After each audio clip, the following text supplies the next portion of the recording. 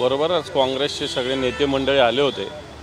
माननीय उद्धवजी ठाकरे साहेबांना राहुलजी गांधी जे महाराष्ट्रात येत आहे आणि मुंबईला जी मोठी जाहीर सभा होते याचं एक निमंत्रण देण्यासाठी काँग्रेसचं शिष्टमंडळ आलेलं आहे.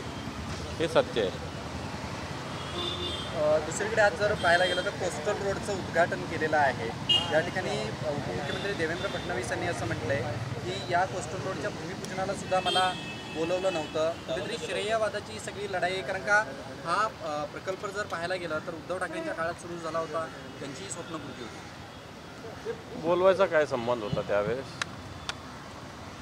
जर बोलवलं नव्हतं ते विरोधी पक्षनेते होते. आज विरोधी पक्षनेत्यांना कुठं बोलवलेलं आहे? ना वडेट्टीवार साहेबांना बोलवलं नाही, ना मला बोलवलं नाही.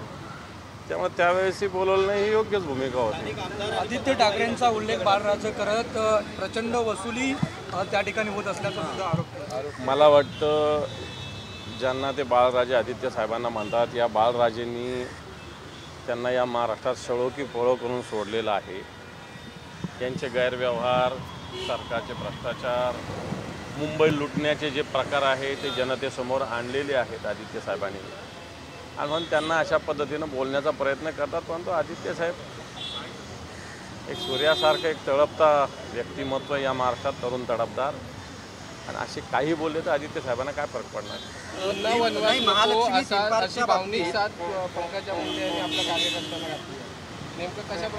मला असं वाटतं तो भारतीय जनता पार्टीचा अंतर्गत विषय पंकजाताईंचा, त्याच्याविषयी मी काही बोलणं योग्य होणार नाही. भारतीय जनता पार्टीत अंतर्गत काय चालू आहे, पंकजाताईविषयी काय, याची काही माहिती मला नाही. मला असं वाटतं भारतीय जनता पार्टी सातत्यानं त्यांच्यावर अन्याय करत आलेली आहे. ज्या गोपीनाथ मुंडेंनी भारतीय जनता पार्टी तळागाळात नेलेली आहे, त्या गोपीनाथ मुंडेंच्या कन्या, आणि त्यांनी भारतीय जनता पार्टीसाठी अहोरात्र परिश्रम केलेला आहे.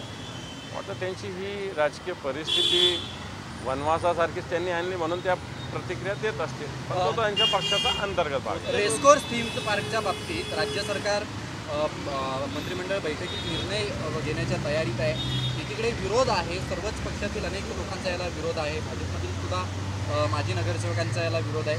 कसं बघताय, कारण का रेसकोर्स ही महत्त्वाची जागा आहे, त्याच्यावरती थीम पार्क होतं. आता या रेसकोर्सचं बाजारीकरण करण्याचं काम मुंबईत चालू आहे. या सरकारच्या मधले काही लोक आहेत ज्यांना ही जागा डोळ्यात खुपते आणि याचा वापर व्यक्तिगत हितासाठी, खाजगी हितासाठी, पैसे कमवण्यासाठी करायचा दिसतोय. आणि म्हणून ही आता त्याला मुलामध्ये येतील, रेसकोर्स कायम राहणार आहे, हे करणार आहे, ते करणार आहे. परंतु हा सरळ कमर्शियल बाजार या सरकारने या रेसकोर्सच्या जागेचा मांडलेला आहे. मुंबईमधील ही जागा, रेसकोर्सची जागा जशीच्या तशीच राहिली पाहिजे, ही भूमिका सातत्यानं आदित्य साहेबांनी आणि शिवसेनेने मांडलेली आहे. महाविकास आघाडीमध्ये उद्घाटनासाठी ठाकरे गटातील कुणीही नेता नव्हता, स्थानिक आमदार पण नव्हता. यांच्याला जायचं, तो कोस्टल रोड पूर्ण झाला नाही. खरं तर उद्धवजी ठाकरे साहेबांची संकल्पना आहे. मुंबई महानगरपालिकेचा हा प्रकल्प आहे, अजून तो कोणत्याही प्रकारे पूर्ण झालेला नाही. आणि मग पूर्ण झालेला नाही याच्या उद्घाटनाला काय जायचं हा प्रश्न आहे. अजूनही फक्त एकेरी बाजूनं जाण्याचं त्यांनी तेही 8 ते 8 ही पूर्ण आठवडाभर नाही. आणि म्हणून मला असं वाटतं अजून तो रस्ताच पूर्ण झालेला नाही, तर त्याला जायचं काय हा प्रश्न निश्चित मनात आला असेल. महाविकास आघाडीचा काल पक्षप्रवेश केला आहे. मुख्यमंत्री एकनाथ शिंदेच्या सूचनेवर पक्षप्रवेश केला. विकास कामांची कारणं त्यांनी पुढे केली आहे, मात्र सत्य परिस्थिती नेमकी अशी आहे का? मला असं वाटतं ईडीचा धाक दाखवून रवींद्र वायकरांचा प्रवेश झालेला आहे, हे सगळ्या मुंबईला माहिती आहे. रवींद्र वायकर एक उद्धवजी ठाकरे साहेबांच्या खांद्याला खांदा लावून काम करणारे एक शिवसैनिक राहिलेले आहेत. अनेक संधी शिवसेनेने त्यांना दिलेली आहे. आणि मला वाटतं एक ईडीचा धाक दाखवून त्यांनी त्यांच्या पक्षात नेलेलं, एवढंच म्हणता येईल, बाकी काय म्हणता येईल. याचा अर्थ ते शरीरानं तिकडे आणि मनानं इकडे आहेत का? असे बरेच लोक आहेत. एक ते रवींद्र वायकर असे अनेक लोक आहेत. महाविकास आघाडीच्या जागांच्या बाबतीत बाळासाहेब थोरात असं म्हटले की 4 जागांच्या बाबतीत तिढा कायम आहे, मात्र तो चर्चेतनं सुटेल. म्हणजे कोणत्या या जागा आहेत आणि अंतिम निर्णय कधीपर्यंत होणं अपेक्षित आहे? कारण का राहुल गांधींची मला याच्यातलं डिटेल्स माहिती नाही, कारण मी जागा वाटपाच्या याच्यामध्ये माझा कोणताही रोल नाही, भूमिका नाही. मला वाटतं यथावकाश शिवसेनेच्या वतीनं शिवसेनेचे नेते या प्रक्रियेतले ते जाहीर करतात. तानाजी सावंतांनी उम्मीदवार घोषित कर दिया अमोल कीर्तिकर को, उस पर लेकर कांग्रेस ने नाराजगी जताई है, क्या कहेंगे? देखो, अमोल कीर्तिकर को पिछले 3 साल से गो अहेड माननीय उद्धव जी ठाकरे साहब ने दिया है, शिवसेना को भी बताया है और वो जगह शिवसेना की है. गजाभाऊ कीर्तिकर वहाँ से चुन के आए हैं पिछले कई सालों से और इसलिए वो जगह शिवसेना लड़ने वाले थे, इसलिए अमोल जी कीर्तिकर का नाम साहब ने डिक्लेअर किया. उसमें क्या बड़ी बात.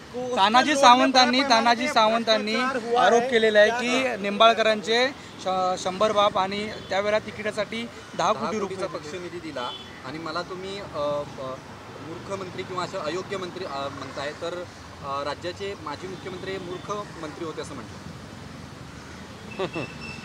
मला वाटतं याच तानाजी सावंतांना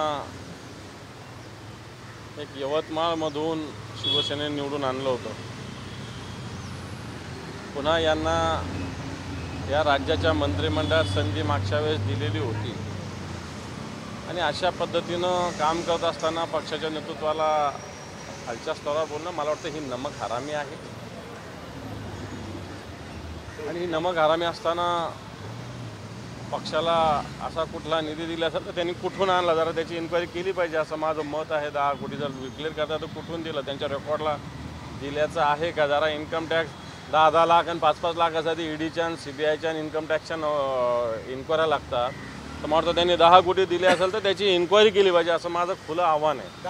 पोस्टल रोड में भ्रष्टाचार हुआ है, राजकुमार सिंह लेने की कोशिश न करे, देवेंद्र फडणवीस ने कहा. इंक्वायरी करे, क्या प्रॉब्लम है. दानू जी, एक आखिरी सवाल. भास्कर यादव सार्वजनिक सभाओं में नाराजगी अपनी जता रहे हैं और शिवसेना उद्धव बालासाहेब ठाकरे पार्टी के खिलाफ और उद्धव ठाकरे के खिलाफ. उद्धव जी ठाकरे साहब के खिलाफ उन्होंने कुछ भी नहीं कहा है. उन्होंने कहा है कि मैं उद्धव जी ठाकरे साहब के साथ हूँ.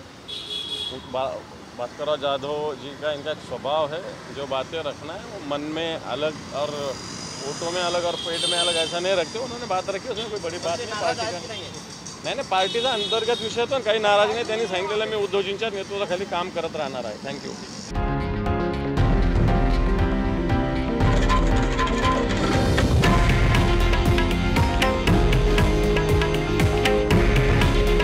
हे आहे देशातील नंबर 1 न्यूज नेटवर्क आणि आपण पाहत आहात TV9 मराठी.